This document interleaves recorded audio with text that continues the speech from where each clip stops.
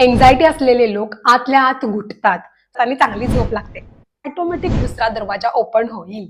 असं केल्यानंच तुमची एन्झायटी कमी होणार आहे. करून बघायला काय हरकत केलीये? आता पॉझिटिव्ह विचार करायचा म्हणजे वा किती मोठी गोष्ट. एन्झायटी नेमकी आहे तरी काय? एन्झायटी म्हणजे आपली बॉडी रिस्पॉन्स देते, लक्षणं दाखवते टुवर्ड्स अ स्ट्रेस. म्हणजे जेव्हा केव्हा आपण स्ट्रेसफुल सिच्युएशन मध्ये असतो त्याच्याबद्दल जी आपली बॉडी लक्षणं दाखवते, जो रिस्पॉन्स दाखवते, उदाहरणार्थ घाबरल्यासारखं होणे, हृदयाचे ठोके वाढणे, घाम येणे, बॉडी कापणे, झोप न लागणे, कसं तरीच होतंय, बेचैन फील होतंय, असे खूप वेगवेगळे प्रकार आहेत. याला एन्झायटी असं म्हणतात. नमस्कार सर्वांना, welcome back to my channel. मी प्रतीक्षा. मी जाड माणसांनी बारीक कसं व्हायचं अर्थात फिटनेस या विषयावरती व्हिडिओज घेऊन येतच असते. पण मला असं जाणवलं, एन्झायटी आणि डिप्रेशन यासारख्या आजारांमधून खूप लोक वर्षानुवर्ष बाहेर पडू शकत नाहीत. त्यांच्यासाठीच मेंटल हेल्थ ही गोष्ट खूप महत्वाची आहे सर्वांसाठी. हे जाणून घेऊन काही महत्वाच्या टिप्स घेऊन आलेले आहे, ज्या तुम्ही केल्यानंतर बऱ्यापैकी स्वतःला बाहेर काढू शकता प्रयत्न केला तर. त्यासाठीच व्हिडिओ अगदी शेवटपर्यंत पाहता.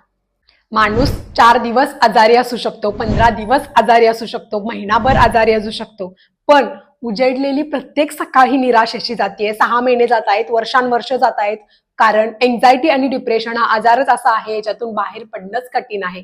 पण जर का तुम्ही ठरवलं तर याची कायापलट होऊ शकते. तुम्ही पूर्वी जसे होता त्याच्यापेक्षा जास्त स्ट्रॉंग होऊ शकता. त्यासाठीच पॉइंट पहिला, हातात पहिल्यांदा कॅलेंडर आणि पेन घ्या आणि टिक मार्क करून स्वतःला सांगा की आजपासून पुढचे 15 दिवस मी जाणीवपूर्वक लॉ ऑफ अट्रॅक्शन फॉलो करणार, जाणीवपूर्वक सकारात्मक विचार करणार. बघूया कसा बदल घडत नाही. आता लॉ ऑफ अट्रॅक्शन म्हणजे काय? जसे तुम्ही विचार करता तसेच तुम्ही घडता. जर तुम्ही पॉझिटिव्ह विचार करताय, मी या 15 दिवसात ही माझी सगळी पॉझिटिव्ह चांगली चांगली कामं करणार आहे आणि सातत्याने त्याच्यावर विचार करून त्याच्यावर काम करत राहिलात आणि त्याच्याबद्दलच विचार करत राहिलात तर त्याच पॉझिटिव्ह गोष्टी तुमच्याकडे अट्रॅक्ट होतात आणि खोटं वाटेल त्या 15 दिवसात तुम्ही ठरवलेल्या सगळ्या गोष्टी होतात, ती सगळी कामं होतात. आणि जर तुम्ही निगेटिव्ह विचार करत असाल तर काय होतं, निगेटिव्ह गोष्टी अट्रॅक्ट होतात. हे खूप सोपं गणित आहे, त्यामुळे नक्कीच ट्राय करून बघा. नंबर दुसरा, एखाद्या गोष्टीला घेऊन माइंडमध्ये निगेटिव्ह विचार येणं हे खूप कॉमन आहे. हे प्रत्येकासोबत होत असतं. पण जर तुम्ही एन्झायटीचे पेशंट आहात आणि जर तुम्ही एखाद्या गोष्टीला घेऊन खूप अँक्झियस आहात तर त्यामुळे तुम्हाला निगेटिव्ह विचार यायला सुरुवात होते आणि तुमची एन्झायटी वाढते. बरोबर? पहिली गोष्ट सांगते, लक्षात ठेवा, तुम्ही जे जे निगेटिव्ह विचार करता ते सगळं काल्पनिक आहे, सत्य नाही. ही गोष्ट माइंडमध्ये फिट करा आणि स्वतःला ठासून समजवा. अशा वेळी खूप गरजेचं आहे तुमच्या माइंडमध्ये असे बाद विचार यायलाच देऊ नका. आता तुम्ही म्हणाल ते येतातच, ते ऑटोमॅटिक येतात. केल्याने होतेच रे, आधी केलीची पाहिजे हे सांगायला नको.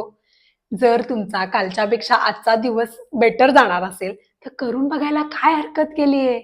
15 दिवसामधले पहिले 2-3 दिवस तुम्हाला त्रास होणार. कारण काय ना, निगेटिव्ह विचारांची सवय लागलेली असते परत परत विचार करून. आता पॉझिटिव्ह विचार करायचं म्हणजे वा किती मोठी गोष्ट. त्यासाठीच पहिले 4 दिवस तुम्हाला वाटेल की थोडासा त्रास होईल, पण सवय होऊन जाईल. आणि लक्षात ठेवा, जर तुम्हाला एखाद्या व्यक्तीबरोबर बोलल्यानंतर एन्झायटी येते, बोलणं टाळा. जर एखाद्याचा फोन आल्यानंतर तुम्हाला एन्झायटी येते तर रिसीव्ह करू नका. एखाद्या विषयावरती बोलल्यानंतर जर तुम्हाला त्रास होतो तर सांगा, कुणी विषय काढला तर बाबा राम राम, आपल्याला त्रास होतोय, तिथून हला आणि आपण जेवढ्या लवकर होता होईल तेवढं रिकवर होण्याचा प्रयत्न करा. निगेटिव्ह विचार सगळ्यांनाच येतात, ओके. पण खास तर एन्झायटी पेशंटला कसं होतं, अर्ध्या मिनिटासाठी जर निगेटिव्ह विचार ऑटोमॅटिकली आपल्या मनात येतो, तोच पुढचे 5 मिनिटं, अर्धा तास त्यावर विचार केल्यानंतर एन्झायटी वाढते. म्हणूनच काय असतं, निगेटिव्ह विचार आपल्या मनात अर्ध्या ते 1 मिनिटासाठी आल्यानंतर पुढचे 5 मिनिटं किंवा पुढचा अर्धा तास किंवा पुढचा 1 तास किंवा पुढचा संपूर्ण दिवस त्याच्यावरती विचार करायचा की नाही, की आपली दुसरी कामं करायला घ्यायची किंवा आपलं मन डिस्ट्रॅक्ट करायचं आणि दुसरीकडे भटकवायचं, हे तुमच्या हातात आहे. त्यामुळे तुम्ही ठरवा. जर तुम्हाला निगेटिव्ह विचार अर्ध्या मिनिटासाठी आलायच, 1 मिनिटासाठी आलायच, तो ऑटोमॅटिक येणारच. ऑफकोर्स तुमचं बॅकग्राऊंड आहे, जे तुमची हिस्ट्री आहे त्याच्यावरून तुम्हाला ते निगेटिव्ह विचार येत राहणार. पण आला रे आला की काय करायचं, आपल्याला जे आवडतं ते करायला घ्यायचं.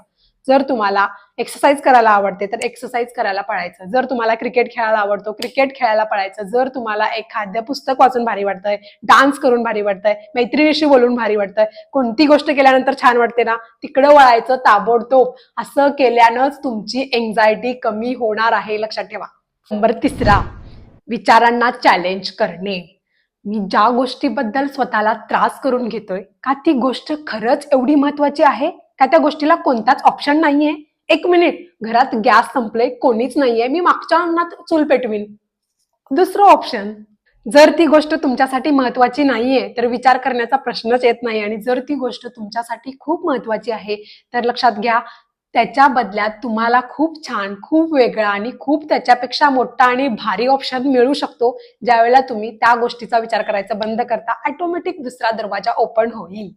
तुम्हाला एक उदाहरण सांगते. तुम्ही एखाद्या जॉबसाठी ट्राय करताय आणि त्या जॉबला घेऊन तुम्ही खूप अँक्झियस आहात आणि त्यामुळे तुम्हाला एन्झायटी येते. तर स्वतःला सांगा, बाबा, हा काय आपला शेवटचा जॉब नाहीये. नाहीच भेटला, दुसऱ्यांदा ट्राय करीन. नाहीच जमलं, दुसरं काहीतरी करीन. अशा पद्धतीने जाणीवपूर्वक सकारात्मक विचार करून स्वतःची समजूत घालणे, ही सवय लावून घेतल्याने तुम्हाला खूप बरं वाटेल आणि ही सवय आयुष्यात तुम्हाला खूप उपयोगी पडेल. आणि तरी सुद्धा तुम्हाला असं वाटतं की मला तो जॉब हवाच आहे, मला ती गोष्ट काही करून हवीच आहे आणि यामुळे तुम्हाला परत एन्झायटी येते, तर लक्षात ठेवा, अशा तुमच्या निगेटिव्ह विचारांमुळे तुम्हाला तो जॉब मिळणारच नाही. परत तुम्ही पुन्हा त्या जॉबसाठी ट्राय करणार, तुम्हाला पुन्हा एन्झायटी येणार, तुम्ही पुन्हा निगेटिव्ह विचार करणार. त्यापेक्षा तुम्ही असा विचार करा की मी दुसरीकडे अप्लाय करीन, किंवा मी एखादा बिझनेस टाकीन, किंवा मी एखादा शॉप करीन. रंपाट कामं आहेत, लक्षात ठेवा. तुम्हाला तुमच्या विचारांना बदलावं लागेल, ते ऑटोमॅटिक बदलत नाहीत.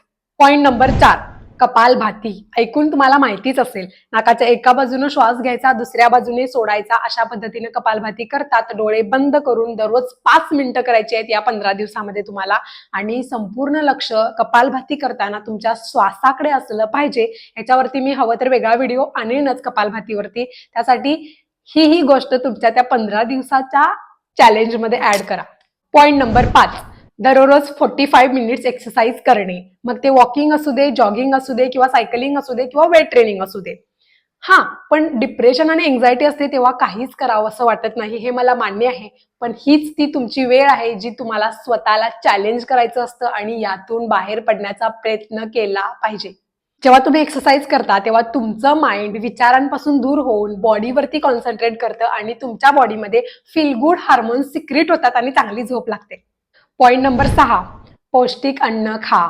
तुम्ही जे खाता त्याचा फरक फक्त तुमच्या बॉडीवरती नाही तर तुमच्या ब्रेनवरती सुद्धा होतो. जर तुम्हाला एन्झायटी आणि डिप्रेशन आहे तर तुम्ही जास्तीत जास्त पौष्टिक अन्न खाण्याचा प्रयत्न केला पाहिजे. आणि खूप प्रमाणात असं आढळतं की ज्यांना डिप्रेशन आहे किंवा एन्झायटी आहे ते खूप जास्त खायला सुरुवात करतात आणि तेही अनहेल्दी खातात. त्यामुळे काय होतं, ऑलरेडी तुम्हाला एन्झायटी असते, त्यात तुम्हाला ते अनहेल्दी म्हणजे प्रॉब्लेम्स अजून वाढतात. खरं तर असं सांगितलं जातं, ज्या लोकांना एन्झायटी डिप्रेशन आहे त्यांनी व्हेजिटेरियन फूड खाल्लं पाहिजे, होता होईल तेवढं नॅचरल गोष्टी खाल्ल्या पाहिजेत आणि नॉनव्हेज, अल्कोहोल आणि धूम्रपान पासून दूर राहिलं पाहिजे. याचा खूप फरक पडतो. पॉइंट नंबर 7, घरातून बाहेर पडणे. एखादी व्यक्ती जास्त दिवस आजारी असली की डॉक्टर सांगतात बघा, यांना कुठेतरी बाहेर फिरायला घेऊन जा, निसर्गरम्य वातावरणात, दर्यावरती, गार्डनमध्ये चालायला, जिथं हवा, पाणी, माती, आभाळ अशा मोकळ्या वातावरणात फिरूनही खूप फरक पडतो.